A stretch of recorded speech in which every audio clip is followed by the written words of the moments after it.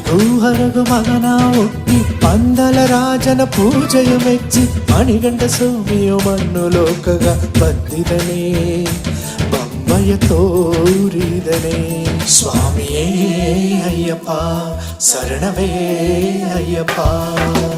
ಅವ್ವಯ ಮಾತ ಹೆಗಲುಗ ಎತ್ತಿ ಉಳಿಯ ಹಾಲ ಕರದನ ಎಂದು ಅಯ್ಯಪ್ಪ ಸ್ವಾಮಿ ಹುಲಿ ಒದಗತ್ತಿ ಬಂದಿದನೇ